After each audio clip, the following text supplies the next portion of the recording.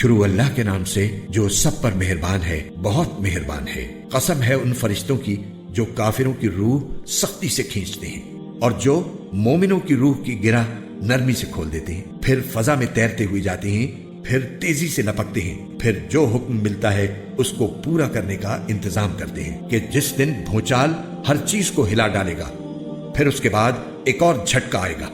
اس دن بہت سے دل لرز رہے ہوں گے، ان کی آنکھیں جھکی ہوئی ہوں گی۔ یہ کافر لوگ کہتے ہیں کہ کیا ہم پہلی والی حالت پر لوٹا دیے جائیں گے؟ کیا اس وقت جب ہم بوسیدہ ہڈیوں میں تبدیل ہو چکے ہوں گے؟ کہتے ہیں کہ اگر ایسا ہوا تو یہ بڑے گھاٹے کی واپسی ہوگی۔ حقیقت تو یہ ہے کہ وہ بس ایک زور کی آواز ہوگی جس کے بعد وہ اچانک ایک کھلے میدان میں ہوں گے۔ اے پیغمبر، کیا تمہیں موسیٰ کا واقعہ پہنچا ہے جب ان کے پروردگار نے انہیں طوا کی مقدس وادی میں آواز دی تھی کہ فرعون کے پاس چلے جاؤ، اس نے بہت سرکشی اختیار کر رکھی ہے، اور اس سے کہو کہ کیا تمہیں یہ خواہش ہے کہ تم سنور جاؤ، اور یہ کہ میں تمہیں تمہارے پروردگار کا راستہ دکھاؤں تو تمہارے دل میں خوف پیدا ہو جائے۔ چنانچہ موسیٰ نے اس کو بڑی زبردست نشانی دکھائی، پھر بھی اس نے انہیں جھٹلایا اور کہنا نہیں مانا۔ پھر دوڑ دھوپ کرنے کے لیے پلٹا، پھر سب کو اکٹھا کیا اور آواز لگائی اور کہا کہ میں تمہارا اعلیٰ درجے کا پروردگار ہوں۔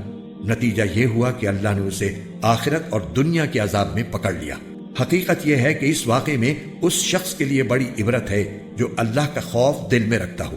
انسانوں، کیا تمہیں پیدا کرنا زیادہ مشکل ہے یا آسمان کو؟ اس کو اللہ نے بنایا ہے، اس کی بلندی اٹھائی ہے، پھر اسے ٹھیک کیا ہے، اور اس کی رات کو اندھیری بنایا ہے اور اس کے دن کی دھوپ باہر نکال دی ہے، اور زمین کو اس کے بعد بچھا دیا ہے، اس میں سے اس کا پانی اور اس کا چارہ نکالا ہے، اور پہاڑوں کو گاڑ دیا ہے تاکہ تمہیں اور تمہارے مویشیوں کو فائدہ پہنچائے۔ پھر جب وہ سب سے بڑا ہنگامہ برپا ہوگا جس دن انسان اپنا سارا کیا دھرا یاد کرے گا اور دوزخ ہر دیکھنے والے کے سامنے ظاہر کر دی جائے گی، تو وہ جس نے سرکشی کی تھی اور دنیا کی زندگی کو ترجیح دی تھی تو دوزخ ہی اس کا ٹھکانہ ہوگی، لیکن وہ جو اپنے پروردگار کے سامنے کھڑا ہونے کا خوف رکھتا تھا اور اپنے نفس کو بری خواہشات سے روکتا تھا تو جنت ہی اس کا ٹھکانہ ہوگی۔ یہ لوگ تم سے قیامت کی گھڑی کے بارے میں پوچھتے ہیں کہ وہ کب قائم ہوگی۔ تمہارا یہ بات بیان کرنے سے کیا کام؟ اس کا علم تو تمہارے پروردگار پر ختم ہے۔ جو شخص اس سے ڈرتا ہو تم تو صرف اس کو خبردار کرنے والے ہو۔ جس دن یہ اس کو دیکھ لیں گے اس دن انہیں ایسا معلوم ہوگا